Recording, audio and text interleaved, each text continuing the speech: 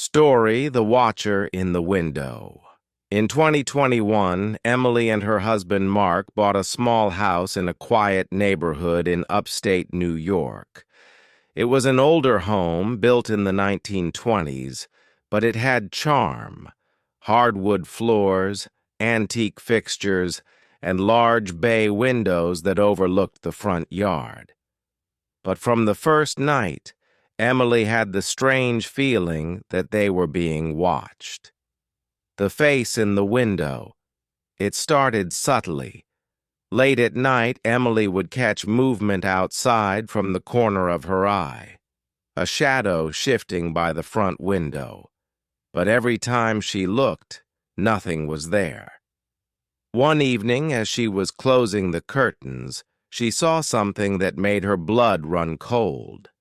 A face, pale, gaunt, and staring at her from outside. She gasped and stumbled backward, calling for Mark. But by the time he ran into the room, the figure was gone. "It was probably just a trick of the light," he said, "or maybe a neighbor passing by." Emily wanted to believe him, but the next night the face was back. The scratching at the glass. The figure appeared again and again, always standing just beyond the window, watching. Then one night, the scratching started, a soft, deliberate scraping sound against the glass. Emily lay frozen in bed, heart hammering.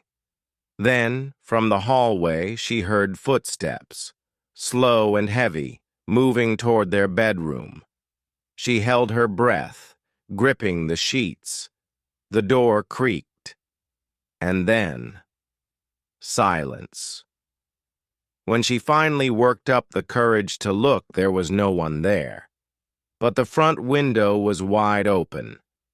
The neighbor's warning. Desperate for answers, Emily spoke to their elderly neighbor, Mrs. Donahue, who had lived on the street for over 50 years. When Emily mentioned the face in the window, the old woman's expression darkened.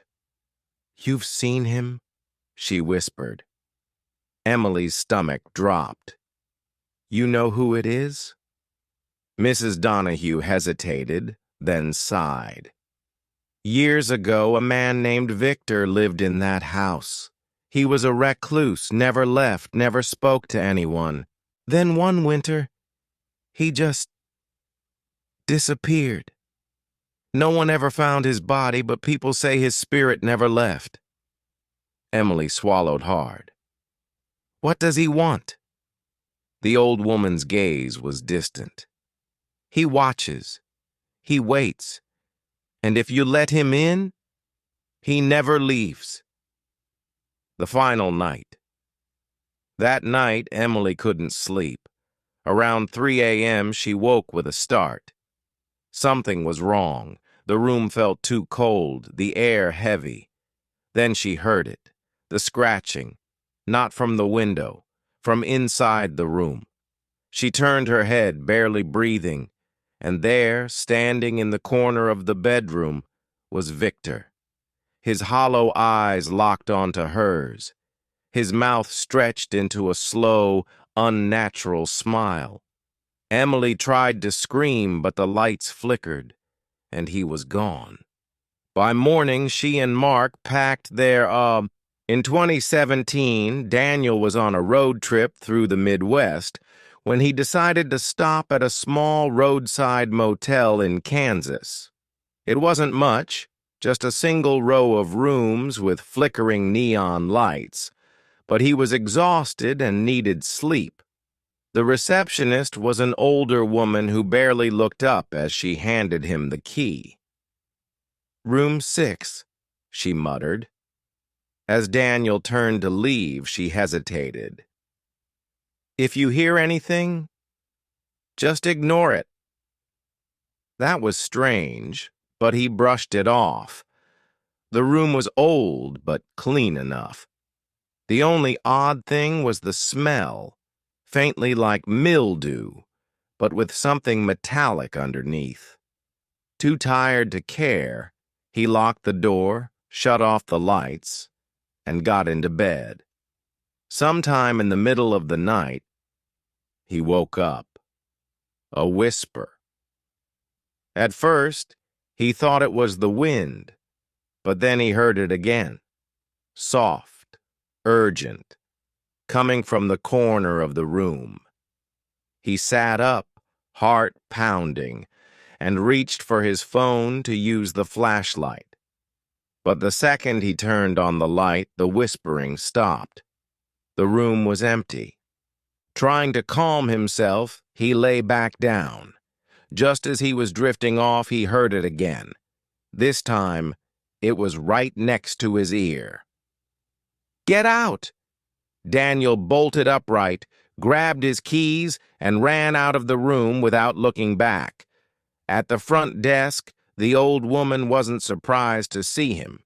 She sighed, slid a small notebook across the counter, and pointed to a page. It was filled with scribbled notes from past guests, all saying the same thing. Whispering in the dark. Something in the corner. It told me to leave. Shaken, Daniel left immediately. Later, he looked up the motel's history and found that in 1974, a man had been found dead in room 6, murdered in his sleep. His killer was never caught, and some say late at night he's still there. Whispering, story, the reflection. That wasn't mine. In 2019, Hannah Lewis moved into a small apartment in Boston. It was old but affordable, and she didn't mind its quirks. The creaky floorboards, the dim lighting, the antique bathroom mirror that had probably been there for decades. She didn't know the mirror had a history. The first glitch one evening, as she was brushing her teeth, she noticed something odd. Her reflection lagged. For a split second, it didn't move in sync with her. She blinked, shook her head, and laughed at herself. Just my imagination. But the next night it happened again. She turned to grab a towel, but in the mirror, her reflection hadn't turned yet. Her stomach twisted. It was impossible. Maybe she was just overtired. The smiling reflection days passed, and Hannah convinced herself it was nothing. But then one night, as she was washing her face, she glanced up, and her reflection was smiling. But she wasn't. Her own face was neutral, but the face in the mirror had a grin. A slow, twisted grin. She stumbled back, heart racing, but when she looked again, it was normal. Had she imagined it? No. Something was wrong with that mirror. The figure behind her. Determined to prove she wasn't going crazy, Hannah started avoiding the mirror. But the apartment felt different. The air was heavier, the shadows darker, and every so often she swore she saw movement in the glass. One night, as she lay in bed, half asleep, she heard a soft scraping sound coming from the bathroom. She froze, listening. Then, a whisper, low, distorted, and coming from the mirror. She didn't move, didn't breathe. Then, a loud crash. She jumped out of bed and ran to the bathroom. The mirror was cracked. The glass fractured, splitting her reflection into broken, distorted pieces. And in the largest shard, she saw it. A shadowy figure standing behind her. The research terrified. Hannah started researching the apartment's history. She found an old newspaper article from the 1950s about a woman named Margaret Hale, a tenant who had vanished without a trace. The last place she was seen, inside Hannah's apartment. The only thing left behind was a single chilling clue. The bathroom mirror was shattered. The final night. Hannah knew she had to leave. She packed her bags and made arrangements to stay with a friend. But before she left, something compelled her to take one last look at the mirror. As she stepped into the bathroom, she held her breath. The cracks in the glass had spread, distorting her reflection into something grotesque. Then, her reflection moved on its own. Hannah was frozen. Her reflection's head tilted. Its eyes darkened. Its lips curled into that twisted smile. Then it whispered, "Don't go. Stay with me." Hannah. In 2021, Jake worked as a rideshare driver in Los Angeles, often driving late into the night to make extra money. The job was usually uneventful: drunken passengers, long, quiet rides, and the occasional awkward conversation. But one night, something happened that he still can't explain. It was around 2:30 a.m. when he got a request from a remote area on the outskirts of the city. The pickup location was an empty road near a wooded area. Normally, he would have ignored it, but the fare was high, so he decided to go. When he arrived, no one was there. He waited for a few minutes, checking his phone to see if the rider had canceled. Just as he was about to drive away, his back passenger door suddenly opened. A woman got in. She was pale, with long black hair that hung over her face, partially obscuring it. She wore a thin white dress that looked damp, as if she had been standing in the rain, even though the night was dry. Jake felt a chill run down his spine. Something about her was wrong. "Where to?" he asked, trying to sound normal. She didn't respond. She just stared straight ahead. Jake glanced at his app. It showed a destination about 20 minutes away, deep in a quiet residential area. He started driving, feeling increasingly uneasy. The woman never moved. She didn't shift, didn't adjust her dress, didn't even blink. Halfway through the ride, Jake glanced in the rearview mirror, and his blood ran cold. Her reflection wasn't there. His heart pounded. He turned his head quickly, but she was still sitting in the back seat, staring forward. Trying to keep his cool, he focused on the road. "You okay back there?" he asked, his voice shaky. No response. Then something even stranger happened. His phone suddenly glitched. The GPS flickered, the music cut out, and the screen turned to static for a moment before going back to normal. He pressed the gas, wanting to drop her off as soon as possible. Finally, he reached the address. It was an old house, dark and lifeless, looking completely abandoned. Jake turned around to tell her they had arrived, but the seat was empty. The door had never opened. He never heard her leave. His hands shook as he checked the back seat. Nothing. Panicking, he looked at his rideshare app to check the trip details. The request was gone. No record of the ride, no address, nothing. It was as if the trip had never happened. But when he looked at his rear-view mirror one last time, he saw it. Faint, almost imperceptible, a damp handprint on the seat where she had been sitting. In 2011, Olivia Reynolds moved into a small one-bedroom apartment in Chicago. It wasn't much, but it was hers, a fresh start after a messy breakup. The rent was cheap, the neighborhood was quiet, and the building had a charming vintage feel. She should have asked why the last tenant left so suddenly. The scratching sounds. The first night was peaceful. Olivia unpacked, poured herself a glass of wine, and fell asleep easily.